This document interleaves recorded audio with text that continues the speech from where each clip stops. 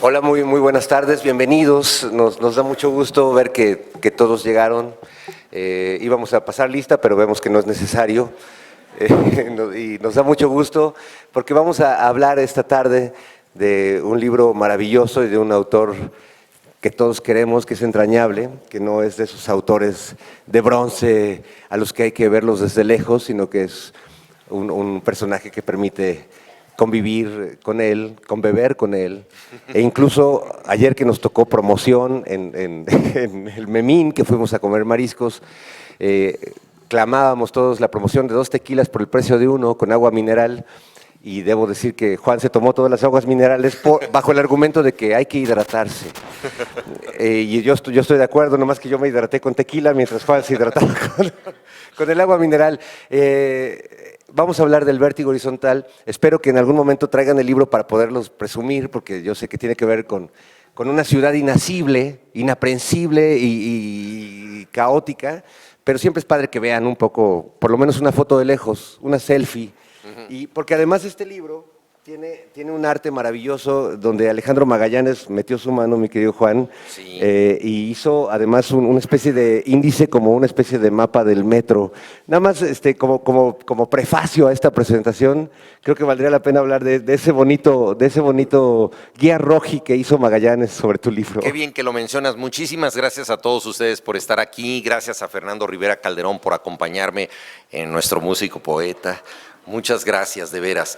Efectivamente, como muy bien dice Fernando, Alejandro Magallanes, que ha creado las ediciones de Almadía y que ha logrado que tengan un estilo visual muy identificable, en este caso se le ocurrieron al menos 2 atrevimientos fundamentales. El primero fue crear una portada que no se puede leer, lo cual pues ya es como un triunfo del diseño, ¿verdad? Como que los diseñadores, yo siempre estamos los que escribimos en pugna un poco con los diseñadores, que los Dicen diseñadores… que no leen, ¿verdad? Pues ellos quieren que las cosas se vean bien y nosotros queremos que se lean eficazmente y sobre todo que se lea lo que nosotros escribimos. Entonces él ya se liberó del concepto de que se tiene que leer de izquierda a derecha, todo, y entonces como el libro se llama El Vértigo Horizontal, aquí Guillermo Quijas, director de la editorial, nos lo está pasando, entonces pueden ustedes ver que simple y sencillamente son letras tumbadas, o sea, la tipografía fue víctima del vértigo horizontal y entonces para leerlo hay que padecer un poco de vértigo porque hay que ver de qué manera se hace, un poco como el famoso álbum blanco de los Beatles, que en donde ya el diseño va más allá del contenido, fue una apuesta muy radical de parte de Alejandro Magallanes, que desde luego me pareció muy interesante. Lo único que dejó como tipografía normal es el nombre del autor. Y luego se le ocurrió a Alejandro Magallanes, y eso es una gran idea, hacer un índice que son como las líneas del metro, porque yo estaba escribiendo un libro que quería que recorriera distintas líneas urbanas. ¿Cómo conocemos una ciudad? Pues la conocemos siempre parcialmente. Nosotros llegamos a un lugar y seguimos una ruta definida, vamos, digámoslo así, tomando un camino más o menos preestablecido que podría ser una línea del metro. Entonces el índice, que creo que es lo mejor que tiene este libro, es una cartografía como del metro con íconos, además, de cada una de las estaciones. Entonces hay distintas líneas que se pueden tomar, que son líneas temáticas, por ejemplo, itinerarios en la ciudad, personajes de la ciudad, sobresaltos en la ciudad, autobiografía en la ciudad. Entonces, si alguien quisiera leer exclusivamente pues personajes de la ciudad como una especie de lotería con sus caracteres especiales, pues podría leer esa línea y luego ya posponer la lectura completa del libro para otro momento. O bueno, también se puede leer de principio a fin, pero bueno, son distintas rutas alternativas tal y como se conoce una ciudad, y como muy bien decía Fernando, pues es una especie de guía roji literaria. Una guía roji literaria, efectivamente. Y hoy en la mañana llevaba varios días pensando cómo hacer una canción para este texto maravilloso de Juan, que además le decía que tuve la oportunidad de ver la película Roma, que les recomiendo, y que me parece que son una película y un libro que se complementan y que ayudan a tratar de entender o de desentender la Ciudad de México y un poco todas las ciudades que componen este país que tienen algo en común. Y no había logrado encontrar el momento propicio para escribir una canción sobre tu libro porque no tenía esta sensación del vértigo. Y justo después de 2 noches en la FIL,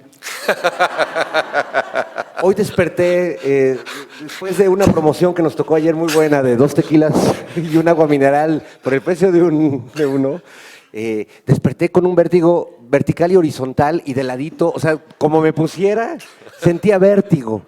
Debo decir que consumí 8 Alka-Seltzers esta mañana, no lo hagan, es un efecto muy doloroso, sobre todo para quienes tenemos gastritis, que es una enfermedad tradicional de los chilangos. Y sentí que era el momento adecuado. Magnífico. No sé si quedó bien, Juan, pero con todo Venga mi de cariño ahí. y para todos ustedes, esto que tiene que ver con esta ciudad y con este libro maravilloso que nos acerca y nos permite entender un poco la cosa absurda que somos.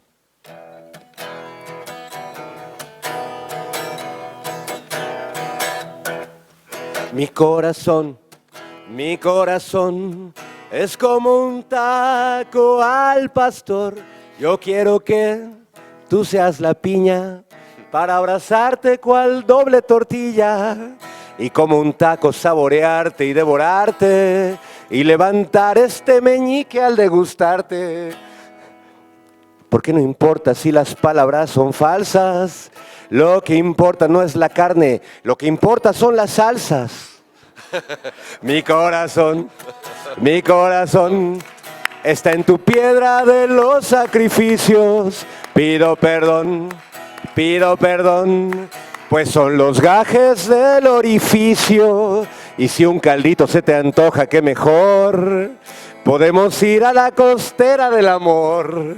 Apuñalemos a ese oso por lo menos, para salir todos risueños y oliendo a Rosa Venus. Yo soy de Aztlán, de Coyoacán, de la Gran Tenochtitlán, de la Roma y la Valbuena y de la Agrícola Oriental. He viajado en tranvía, en delfín y en metrobús. Soy chilango, masco chicle, bailo tango, tururú. Y si todo se pone feo, le rezo a San Judas Tadeo. O me chingo una torta de tamal para sentir el vértigo horizontal.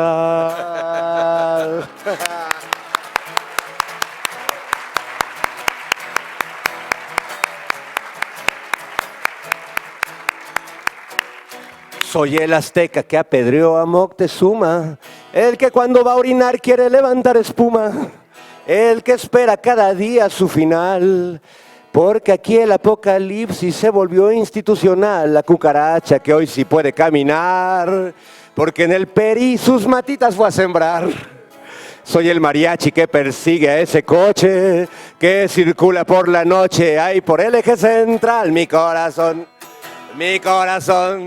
es como un taco al pastor. Yo quiero que tú seas la piña para abrazarte cual doble tortilla y como un taco saborearte y devorarte y levantar este meñique al degustarte. Porque no importa si las palabras son falsas, lo que importa no es la carne, lo que importa son las salsas. Soy de Aztlán, de Coyoacán, de la Gran Tenochtitlán, de la Roma y la Condesa, de la Agrícola Oriental. He viajado en tranvía, en delfín y en microbús. Soy chilango, masco chicle, bailo tango, tururú. Y si todo se pone feo, le rezo a San Judas Tadeo, o me chingo una torta de tamal con Juan Villoro para sentir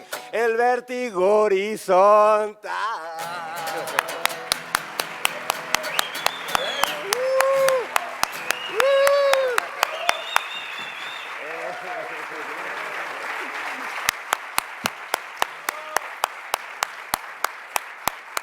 Creo que tantos tequilas y todo lograron el estado ideal para poder hablar Perfecto. de esta ciudad de vértigo, vertiginosa, imposible, y de donde uno, cuando yo entendí perfecto el título del libro de Juan, la primera vez que me subí en un helicóptero de la policía a hacer un reportaje y no se le ve fin a la Ciudad de México, es una plancha gris interminable.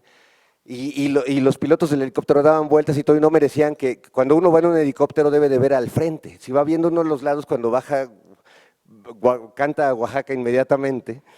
Y bueno, se reían mucho de mí, de esa experiencia, de ese vértigo que tú has vivido de muchas maneras, Juan, y que has traducido de algún modo esa experiencia un poco rara de vivir en la Ciudad de México, en una ciudad donde los temblores eligen el mismo día para suceder y esas cosas raras. Que lo consignas además en este libro. ¿Cómo surgió en ti la idea de querer expresar y condensar un poco, hacer una síntesis de ese pandemonium monstruoso que es la Ciudad de México? La verdad, Fernando, es que yo no tenía una idea de que esto pudiera ser un libro cuando empecé a escribir sobre la Ciudad de México, ¿no? Es una experiencia vivir en nuestra ciudad, que es una especie de deporte extremo, estás siempre en un estado de supervivencia, amas la ciudad, al mismo tiempo te dices a ti mismo que tienes que abandonarla porque es inviable estar ahí, y yo siento que vivir en la Ciudad de México un poco es como estar enamorado de la mujer barbuda del circo, lo he dicho varias veces, porque la mujer barbuda del circo pues no es la más hermosa de todas, ¿no? Y además se distingue por algún defecto, y la Ciudad de México generalmente suele ser distinguida por alguno de sus muchos defectos. Te dicen, no, es que es la más poblada, es la más peligrosa, es la más contaminada, e incluso los chilangos tenemos una especie de narcisismo de la catástrofe, que si tú dices, no, pues ¿cuánto crees que hice de tal lugar a tal otro? Hice 4 horas. Y te dicen, no, no es nada, eso no es nada, hombre. No, hombre, yo estuve 7 horas en el tráfico. Siempre hay alguien que te rebasa en daños, y con gran orgullo. O sea, con gran orgullo. Todo el mundo está feliz de las cosas terribles que le han pasado. Es parte de la vivencia cotidiana en la Ciudad de México. Entonces, la mujer barbuda del circo pues ha dado lugar a algunas historias de amor extraordinarias. Hay una ópera de Stravinsky que se llama La carrera del libertino, que trata de un hombre que ha seducido a las mejores mujeres del mundo, las más hermosas, las más bellas, pero paradójicamente termina enamorado de la mujer barbuda del circo. Y en cierta forma los habitantes de la Ciudad de México pues estamos enamorados de esa mujer o de esa ciudad que no necesariamente es la mejor o la más hermosa. Esa mujer que raspa cuando le das un beso. Exactamente, nos gustan los besos con bigote, ¿no? Y ya, a eso nos acostumbramos. Entonces la Ciudad de México tiene esa contradicción que a mí me parece muy atractiva. Naturalmente, cuando escribí por primera vez de la ciudad no pensaba que haría un libro, simplemente estaba yo tratando de dar cuenta de cosas que me sorprendían de este espacio. Eso fue el primer texto que está incluido aquí, que tiene que ver con el metro, hace unos 25 años, y en los últimos 8 años ya empecé a pensar que podía yo organizar esto como un libro. Entonces empecé a tratar de complementar la ciudad, pero sin caer en la dinámica de lo exhaustivo, porque no puedes pensar en hacer una enciclopedia de la ciudad. Hay muchas cosas que no están en este libro, entonces no es un libro sobre toda la ciudad, porque eso sería un propósito infinito, sino que es un poco la ciudad que me consta. Es una ciudad muy personal, en muchos pasajes autobiográficos, no tanto para hablar de mí, sino para, a través de mi experiencia, hablar de la ciudad. Y por otra parte sí, lugares que no conozco, pero que he tratado de averiguar, investigar, testimoniar, no solo para hacer este libro, sino para conocer mejor mi ciudad. Entonces, no sé, la Semana Santa en Iztapalapa, donde hay un Cristo que durante todo el año se prepara y tiene una conducta virtuosa durante el año, y la gente, los vecinos, realmente lo respetan mucho, porque él va a representar a Jesús. Es el único Cristo del mundo que convierte el vino en agua, porque en Iztapalapa está tan cabrón el pedo que el milagro tiene que ser a la inversa. Al revés, ¿no? Entonces, si hay agua en Iztapalapa es un milagro, ¿no? Y ese tipo de circunstancias pues crean una ciudad a la que yo no estoy, digamos, lo así tan habituado. Lo mismo los niños de la calle, que es una circunstancia dolorosísima que hay en la ciudad, la lucha libre que durante mucho tiempo admiré y que más o menos sigo ahora un poco más a la distancia. En fin, fenómenos de la ciudad a los que voy, digamos, de vez en cuando. Entonces hay cosas conocidas un poco de lejos, pero es como realmente nosotros vivimos todas las ciudades. Tenemos nuestras zonas de referencia, los lugares más íntimos y luego otras partes a las que vamos llegando poco a poco. Y así es un poco como traté de crear este mapa urbano que resultó ser el vértigo horizontal. La frase del vértigo horizontal viene de un escritor francés, Drew de la Rochelle, que llegó a la Patagonia. Estaba recién desembarcado en Argentina, lo llevaron a conocer la Pampa y entonces le dijeron qué opina de esto, y con esa facilidad que luego tienen los franceses para crear conceptos instantáneos, dijo, es un vértigo horizontal. Entonces Jorge Luis Borges dijo, no puede ser, yo me he pasado toda la vida tratando de definir la Pampa, llega este desgraciado que no conoce nada y con esa facilidad francesa para decir frases, le da al clavo, porque efectivamente la Pampa genera esa sensación de abismo, pero sin que haya una verticalidad. Y normalmente pensamos que el vértigo ocurre exclusivamente hacia abajo. Exactamente, y la Ciudad de México provoca una sensación semejante, o sobre todo la provocó porque ya está cambiando la Ciudad de México. Fernando, se está llenando de edificios altos, se está densificando, manhattanizando, pero durante mucho tiempo fue una marea de casas bajas, en parte porque era un territorio sísmico donde resultaba absurdo construir edificios elevados, pero ahora la especulación inmobiliaria nos ha llevado hacia allá, ¿no? Hay una canción tuya que a lo mejor nos interpretas después, la de Se Vende, ¿no? Que es un poco esta situación de el despojo en el que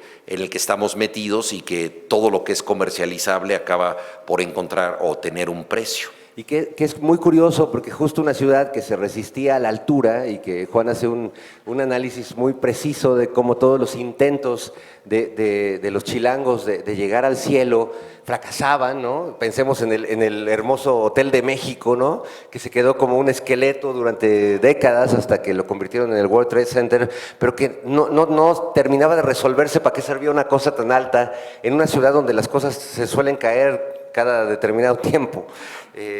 Me gusta mucho también que llegas al punto de que vivimos en muchas ciudades de México.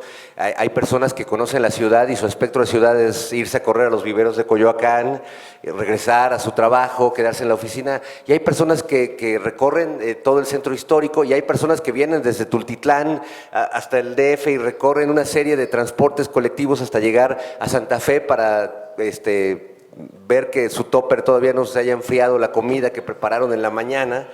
Y me gusta mucho eso de las múltiples ciudades y de todas esas ciudades ocultas que existen dentro de la Ciudad de México, como si fuera una especie de ciudad matrushka, que mientras más vas profundizando en ella, por las razones que sean, empiezas a descubrir otra ciudad abajo de la ciudad y otra ciudad abajo de la ciudad. Y creo que tú has hecho un ejercicio muy interesante en ese sentido, donde has buscado, quizás como Sabines buscaba a la verdadera cebolla, ¿no? Y nunca encontraba a la verdadera cebolla porque le quitaba capa tras capa y al final no había nada. ¿Qué has encontrado tú tras todas las capas de esa cebolla que es la Ciudad de México? Bueno, la Ciudad de México, hablando justamente de una ciudad de capas, pues evidentemente tiene una ciudad sumergida que suele ser la ciudad prehispánica, y entonces abrir una zanja en la Ciudad de México suele ser una forma accidental de la arqueología, porque es muy frecuente, ¿verdad?, que te encuentres un escalón y entonces llega el INAH y dice ya no puedes seguir excavando porque ahí hay un basamento prehispánico, ¿no? Así es como salió a flote el Templo Mayor, al que le dedicamos aquí un capítulo, y así sucesivamente la ciudad está hecha. Pues tienes después la ciudad colonial, tienes la ciudad moderna e incluso la ciudad posmoderna. A mí me sorprendió mucho, haciendo una de las crónicas que aparecen aquí, que fui a la estación Chabacano del metro recorriendo el sistema de transporte colectivo y de pronto vi unas manchas rojas ahí en un rinconcito, y entonces les dije, oigan, ¿y esas manchas qué son? Me dicen, no, pues es la sangre del futuro. ¿Cómo que la sangre del futuro? Me dijeron, no, pues es que aquí se firmó la película El Vengador del Futuro con Arnold Schwarzenegger, y entonces ahí salpicaron esas manchas de sangre y no la hemos querido dejar, pues por respeto al futuro. Como el manto sagrado. Sí. Exactamente, entonces incluso está ese futuro posible en la ciudad, ¿no? Y luego una de las cosas que tú decías, ir de un lado a otro. Estabas hablando de las muchas ciudades que podemos llamar México, y entonces en los recorridos urbanos, por ejemplo, uno de los temas esenciales es la comida, o sea, pasas 3 horas en el coche, 4 horas y pues te gana el hambre. Y entonces de pronto aparece un letrero en el tráfico que dice gorditas de nata, ¿no? Y luego aparece otro letrero ya más sofisticado que es como lo mismo, pero como de boutique o de autor, que dice gorditas de apóstrofe nata, ¿no? Entonces, tú dices, bueno, normalmente los mexicanos que tenemos una comida tan condimentada, pues no sentimos la necesidad urgente de comer gorditas de nata. O sea, no dices tú, oye, vamos a casa de los Martínez. Se me antojan unas gorditas de nata. No, ahorita. Eso no pasa, eso no pasa. Es parte de la promoción que estuvimos padeciendo. Entonces, piensas tú, a ver, gorditas de nata, pues no es algo que tú sientas el antojo, pero cuando estás en un embotellamiento después de 4 horas, yo pienso que es una forma urbana del ansiolítico. Entonces, empiezas a masticar esa masa que no sabe a nada, pero te tranquilizas un poco y ya no quieres matar al coche de al lado o al taxi que se te cerró. Hasta que te das cuenta que funciona como laxante también. No. Pero yo he llegado a la conclusión, Fernando, de que las gorditas de nata son como el tequila, tienen denominación de origen. El tequila pues es de esa ciudad que se llama Tequila, y la gordita de nata es de embotellamiento, ¿no? Así. Entonces, bueno, forma parte de la manera en que resistimos y nos convencemos a nosotros mismos de que es posible, es viable vivir en la ciudad. Y luego, dentro de estos tránsitos y todo, a mí, por ejemplo, una de las cosas que más me ha sorprendido escribiendo este libro, y para eso estuve cerca de Laura Castellanos, que tiene todo un libro sobre esto, y esto parece estar comprobado por los más importantes ufólogos del mundo, que no hay una gran urbe con más avistamientos de ovnis que la Ciudad de México. Entonces, muchísimos habitantes de la Ciudad de México están convencidos de que los marcianos y los extraterrestres llegaron ya y nos quieren mucho, o sea, estamos interesados en nosotros. Entonces, realmente es increíble la cantidad de testimonios al respecto. Y bueno, pues la ciudad tiene que ver con esto, con cosas comprobables, con otras quizá no tan comprobables. No sé si tú crees en los contactos del tercer tipo o has tenido alguno, sí. ¿Podrías compartirlo? Sí, conocí a Jaime Maussan un día y me parece que efectivamente es un ser extraterrestre. Pero pensaba, ahora que hablabas un poco del tráfico y esto, recordé un episodio de Ensalada de Locos que se llamaba Viviendo en el Periférico, no sé si te acuerdas, que de pronto ya la gente que estaba en el tráfico, en el tránsito del periférico, pues se quedaba ya a vivir y entonces ya secaban ahí, ponían sus tendederos y secaban los calzones y todo. Y entonces le preguntaba a Héctor Lechuga, creo que Alejandro Suárez, oye, ¿y usted se acuerda dónde iba? No, ya no me acuerdo, pues es que fue hace mucho. Fue hace mucho. Ya más bien estamos tratando de desarrollar la vida aquí bien y pues tratar de hacer una comunidad, ¿no? Y era muy bonito. Y tú retomas un concepto que tiene que ver con esto, que es un poco entre el post-apocalipsis que planteaba Carlos Monsiváis, a algo que yo acabo de nombrar en la canción, que es como lo que pasó con la revolución con el PRI, que el apocalipsis en la Ciudad de México se volvió un poco institucionalizado. Sí. O sea, el apocalipsis ya tiene sus reglas y no viene de sopetón, o sea, tiene todo un proceso burocrático que hay que entrarle para poder llegar al fin del mundo. Qué bueno que mencionas eso, porque una de las características de la Ciudad de México es que pervive y sobrevive muchas veces en contra de la evidencia, y entonces, como decía Fernando, Carlos Monsiváis creó este concepto que es el post-apocalipsis para definir un poco el talante de los habitantes de una ciudad que probablemente no debería estar en el mapa, en términos ecológicos, en términos de gestión, en términos de condensación urbana, pues un poco absurdo. Es una ciudad en donde había un lago, todas las grandes ciudades del mundo han crecido cerca de orillas de agua, un río, una costa, un lago, y la Ciudad de México canceló esto, luego canceló el horizonte. El primer aeropuerto que se canceló lo hizo Tenoch, porque iban a hacer el aeropuerto y dijo, no, aquí hay un lago y un águila y una serpiente y lo vamos a respetar. Sí. Y el pinche Tenoch convenció a la banda de Aztlán que hiciera la ciudad en vez de un aeropuerto. En un aeropuerto, ¿no? Y ahí ya quedó, ¿no? Sí. Fue sin consulta. No hubo consulta.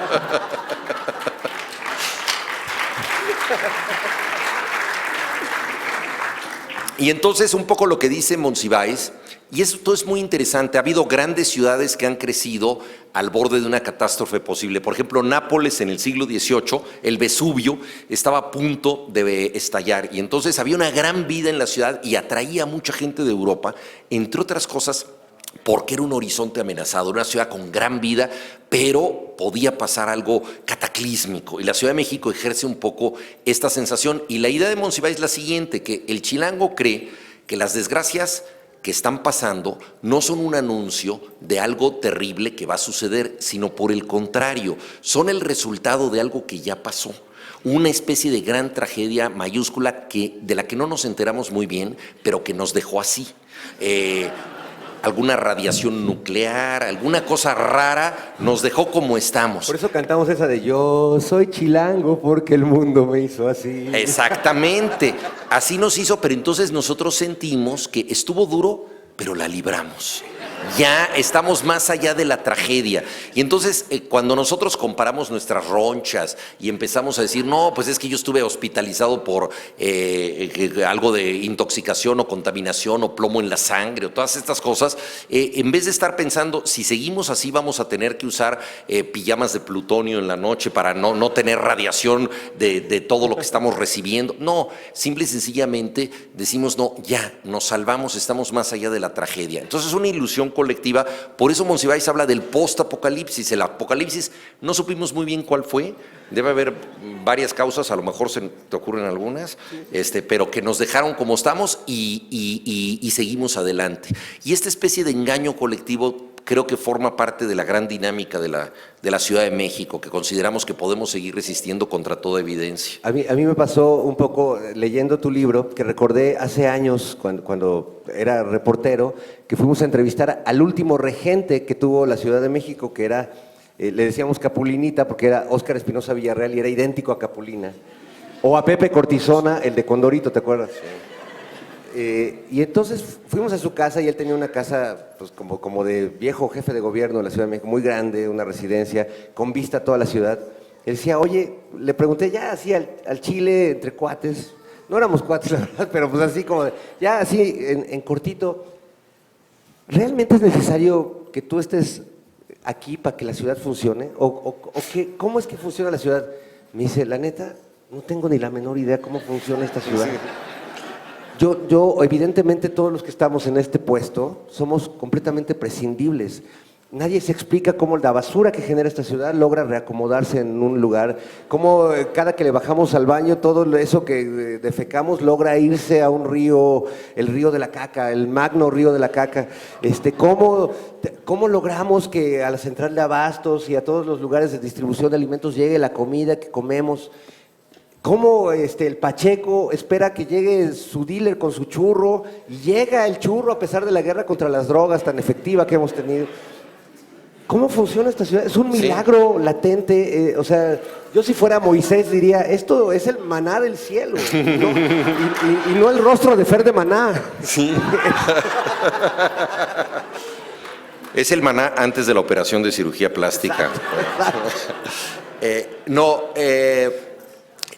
Hay en el libro un personaje, tal vez lo recuerdes, que es el limpiador de alcantarillas, ¿no? Porque hay una zona en el libro de personajes de la Ciudad de México. Y entonces uno de ellos es un personaje misterioso que tiene que ver con lo que dice Fernando, porque de vez en cuando, sobre todo cuando se acerca el fin de año, o sea, ya cuando estamos en las posadas, cerca de la Navidad y cuando empezamos a hacer los propósitos de Año Nuevo, alguien toca tu puerta y es un señor que tiene una carretilla llena de lodo y te dice, yo saqué todo esto de su alcantarilla. Con lo cual te sientes profundamente culpable de que tu alcantarilla tuviera tanta mugre, ¿no? Al mismo tiempo no hay la menor constancia de que él haya sacado eso de tu alcantarilla. Probablemente es una mugre de demostración que va llevando de casa en casa y a todo mundo lo está haciendo sentir culpable. Y además cuando tú estás en los nuevos propósitos de Año Nuevo, de decir ahora sí enmiendo mi vida, ya voy a organizar las fotografías que no he puesto en mi álbum. Ya voy a reciclar la basura. Bueno, exactamente, yo tengo todavía que organizar fotografías del álbum cuando había álbumes de fotografías. Imagínense ustedes todos esos propósitos vencidos y todo. Entonces llega este señor y te dice, yo he hecho esto por usted, culpable tú de tener esa mugre. Entonces le das una propina creo que exagerada generalmente, pero es un poco por el derecho a vivir en contacto con la ciudad invisible, con esa ciudad de bajos fondos, lo que tú decías, hay una ciudad que es el río excrementicio, el río de los desechos, todo eso. Por cierto que el libro está dedicado a Sergio González Rodríguez, que escribió un libro notable que se llama precisamente Los bajos fondos, en un sentido moral, pero también en un sentido físico. Toda ciudad tiene una cloaca.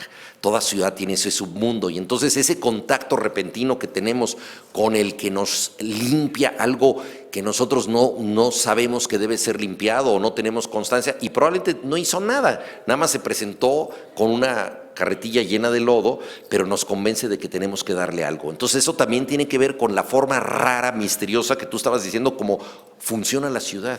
Él limpió tu alcantarilla, no lo sabes, pero la ciudad sigue, en parte, piensas tú, gracias a que o él te ayudó o tú lo ayudaste. O él cree que limpió la alcantarilla y la alcantarilla se siente limpia porque alguien creyó que la limpió. Pues. Exacto, O sea, sí. es decir, la ciudad funciona de modos realmente casi religiosos. Y yo antes, hay dos puntos que quiero tocar, porque tu libro, digamos que va en los extremos, y así como abordas el apocalipsis y el fin del mundo y los terremotos que dolorosamente nos han sacudido, también hablas un poco de los orígenes.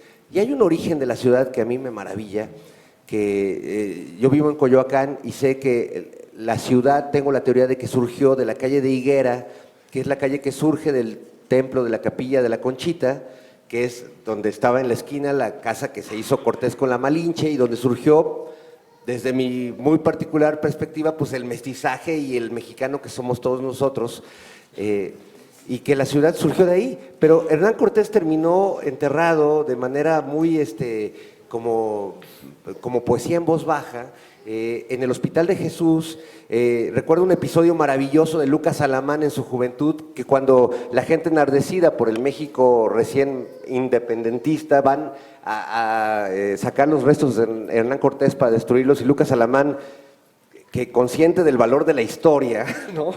Se arma con un rifle y se pone y se atrinchera en el Hospital de Jesús para defender los restos de Hernán Cortés, que siguen siendo como un secreto de la ciudad, una cosa que escondemos, siendo el fundador de la Ciudad de México. Sí, además él decidió que sus restos estuvieran en México, porque él muere en España, y es muy curioso porque no recuerdo el número de campañas militares que hizo, pero probablemente fueron 6 o 5, y tuvo el mismo número de entierros. O sea, su vida póstuma ha sido tan agitada como la vida que tuvo como soldado. Y esto se debe en buena medida pues, a las situaciones políticas en donde no se le aceptaba. Él se encontró en el Hospital de Jesús por primera vez con Moctezuma, es, digámoslo así, el punto de encuentro, doloroso por supuesto, pero que constituyó nuestra nación. Jaime Torres Bodet, el poeta, escribió una frase en el Museo de Antropología e Historia de la Ciudad de México que me parece muy elocuente. Dice, en esta ciudad se celebró una gesta en la que no hubo vencidos ni vencedores, sino el doloroso nacimiento de una nación, los mexicanos. Entonces somos parte de esta mezcla, pero naturalmente el tema de Cortés nos ha costado muchísimo trabajo y no hay un monumento a él como lo hay, por ejemplo, a Pizarro en Perú, etcétera. Y durante mucho tiempo la tumba de Hernán Cortés no tuvo ni siquiera un nombre en el Hospital de Jesús. Ahora ya tiene un nombre, pero es una de las tumbas más discretas de México. Entonces, bueno, forma parte de la dificultad que hemos tenido para aceptarnos o para aceptar una parte de nuestra historia, que por supuesto es la parte dominante, la parte de la conquista, una parte muy criticable, pero que sin embargo nos constituye. Parece que desde que lo iban a enterrar había un debate si lo enterraban en Texcoco o en Santa Lucía. Sí, pues, terminaron echándolo al Hospital de Jesús, pero fue complejo desde esos tiempos. Sí. Y luego, pues viene ya la parte del apocalipsis, del terremoto. A mí me tocó justo también estar en el momento de este nuevo temblor del 19 de septiembre, el 2017, estar escribiendo estar escribiendo un libro sobre el futuro de México en el 2026, y de pronto tiembla y todo se cae en la casa y de repente siento como que el deadline que me había dado la editorial era más largo que lo que la vida quizás nos estaba concediendo a los chilangos en ese momento. sí. A ti te ocurrió también, y de hecho ese temblor alcanzó a ser, digamos, el epílogo de este libro, y que creo que es algo que nos ha dejado a todos con una situación difícil de explicar, paradigmática. Yo recuerdo en una mesa, en una cena familiar después de ese terremoto horrible y todos dolidos y lastimados, que mi madre, que es religiosa y supersticiosa, mencionó en la mesa la fatal casualidad de que el 19 de septiembre hubiera vuelto a suceder un terremoto en nuestra ciudad, y mi padre, que es un racionalista y un escéptico y todo, me acuerdo que dio un golpe, pero casi de desesperación, de no hablemos de eso, esto no es posible. Le dije, papá, perdón, pero yo tratando de mediar entre la visión religiosa prehispánica de mi madre y tu visión europea, del conquistador modernista, o sea, la verdad sí estuvo cabrón que fuera el mismo pinche día. Sí. O sea, que alguien me explique. Y yo creo que todos quedamos igual de patidifusos ante tal evento. ¿Qué piensas tú al respecto? No, desde luego, son de las muchas cosas absolutamente inexplicables de lo que ocurre en la ciudad y esta fatalidad terrible, ¿no? Es como tener 2 veces una cita con la muerte el mismo día y ser omitido las 2 veces, ¿no? Creo que ya nos estamos acercando al plazo fatal del tiempo. Pero si estás de acuerdo, Fernando, yo podría leer esta letanía que escribí sobre para contestar lo que estás diciendo, ¿no?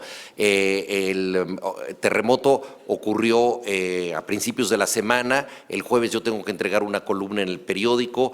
En ese momento la situación pues era de zozobra. No podíamos pensar en otra cosa que no fuera eso. Así como Fernando estaba diciendo, bueno, ¿por qué diablos ocurre el mismo día? Todos teníamos muchas cosas que nos estaban afectando. Una familia se fue a vivir a mi casa porque había perdido su departamento, estábamos yendo a los centros de acopio. En fin, era un momento en el que realmente todos nosotros simple y sencillamente estábamos poseídos por el terremoto. Y en ese tiempo creo que el acto más importante de resistencia era el de los brigadistas que levantaban un puño para que todo el mundo se callara, se hiciera el silencio y se pudiera escuchar si alguien vivía. Ese gesto solidario que me parece que debería utilizarse en muchas otras circunstancias de la vida tenía que ver con oír o tratar de oír al menos favorecido. Y entonces, ante la desesperación de tener que escribir una columna sin saber qué hacer y sin poder aclararme nada, se me ocurrió hacer una letanía de lo que yo estaba sintiendo, poniendo al lector como protagonista de los hechos, es decir, diciéndole, eres tal persona que hiciste esto, que hiciste el otro y no sé qué. Yo no pensé que eso tuviera una condición de poema o de lírica, sino simple y sencillamente de testimonio de la ciudad. Me gustaría compartirlo con ustedes porque fue, pues, como dice Fernando, ese momento que le puso punto final al libro. Si a mí me preguntan a qué género literario pertenece, no tengo la menor idea, pero a lo mejor pertenece a un género sismológico. Es una réplica, en este caso emocional. El puño en alto. Eres del lugar donde recoges la basura, donde 2 rayos caen en el mismo sitio, porque viste el primero, esperas el segundo y aquí sigues, donde la tierra se abre y la gente se junta. Otra vez llegaste tarde, estás vivo por impuntual, por no asistir a la cita que a las 13:14 te había dado la muerte, 32 años después de la otra cita a la que tampoco llegaste a tiempo. Eres la víctima omitida. El edificio se cimbró y no viste pasar la vida ante tus ojos como sucede en las películas. Te dolió una parte del cuerpo que no sabías que existía, la piel de la memoria, que no traía escenas de tu vida sino del animal que oye crujir a la materia. También el agua recordó lo que fue cuando era dueña de este sitio. Tembló en los ríos, tembló en las casas que inventamos en los ríos. Recogiste los libros de otro tiempo, el que fuiste hace mucho ante esas páginas. Llovió sobre mojado, después de las fiestas de la patria, más cercanas al jolgorio que a la grandeza. ¿Queda cupo para los héroes en septiembre? Tienes miedo. Tienes el valor de tener miedo. No sabes qué hacer, pero haces algo. No fundaste la ciudad ni la defendiste de invasores. Eres, si acaso, un pordiosero de la historia, el que recoge desperdicios después de la tragedia, el que acomoda ladrillos, junta piedras, encuentra un peine, 2 zapatos que no hacen juego, una cartera con fotografías, el que ordena partes sueltas, trozos de trozos, restos, solo restos, lo que cabe en las manos. Eres el que no tiene guantes, el que reparte agua, el que regala sus medicinas porque ya se curó de espanto, el que vio la luna y soñó cosas raras, pero no supo interpretarlas, el que oyó maullar a su gato media hora antes y solo lo entendió con la primera sacudida cuando el agua salía del excusado, el que rezó en una lengua extraña porque olvidó cómo se reza, el que recordó quién estaba en qué lugar, el que fue por sus hijos a la escuela, el que pensó en los que tenían hijos en la escuela, el que se quedó sin pila, el que salió a la calle a ofrecer su celular, el que entró a robar a un comercio abandonado y se arrepintió en un centro de acopio, el que supo que salía sobrando, el que estuvo despierto para que los demás durmieran, el que es de aquí, el que acaba de llegar y ya es de aquí, el que dice ciudad por decir tú y yo y Pedro y Marta y Francisco y Guadalupe, el que lleva 2 días sin luz ni agua, el que todavía respira, el que levantó un puño para pedir silencio, los que le hicieron caso, los que levantaron el puño, los que levantaron el puño para escuchar si alguien vivía, los que levantaron el puño para escuchar si alguien vivía y oyeron un murmullo, los que no dejan de escuchar. Gracias.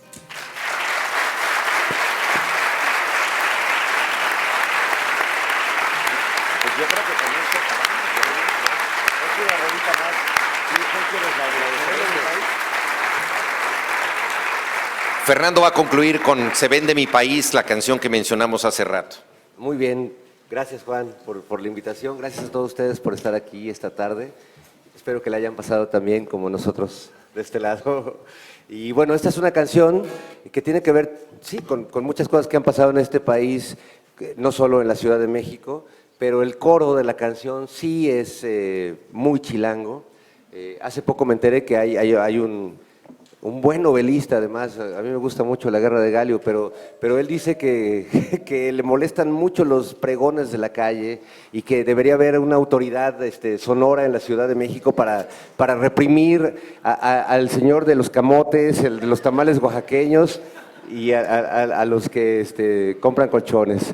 Pero en lo que esa ley no pasa, haré esta canción dedicada a mi querido Juan y sobre todo en homenaje a este libro maravilloso que realmente nos da a los chilangos una especie de guía roji emocional del corazón y que vaya que se te agradece, querido.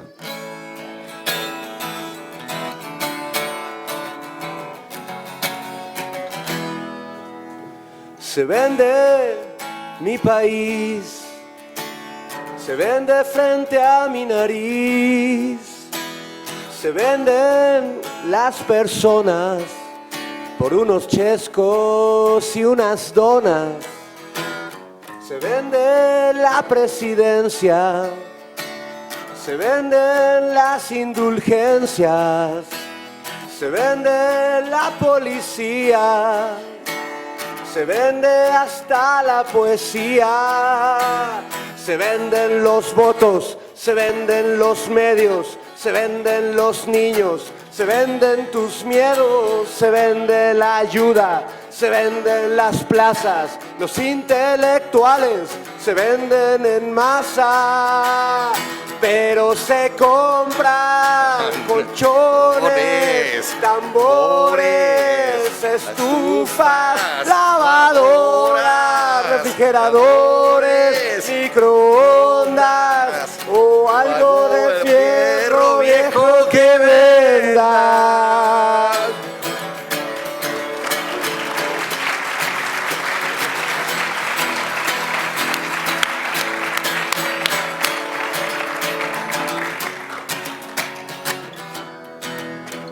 Se venden los sindicatos, se vende nuestro petróleo, las especies en extinción, te las vende el señor Hank Ron. Se vende tu seguridad, se vende tu felicidad, se vende tu información. Se vende toda esta nación, se venden los ríos, se venden los cerros, se venden ejidos, se venden los lagos, se vende el agua, se vende la tierra, se vende tu vida y tú ni te enteras. Pero se compran colchones, tambores, estufas, lavadoras, refrigeradores, microondas o algo de fierro viejo que vendas. Se compran colchones, tambores, estufas, lavadoras, refrigeradores, ondas o algo de fierro viejo que vendan.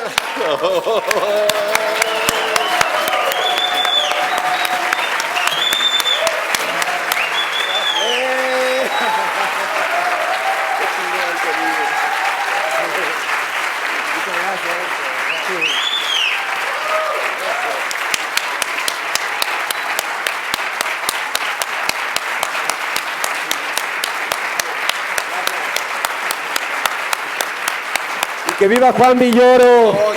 Fernando Rivera Calderón, todos ustedes, gracias por venir.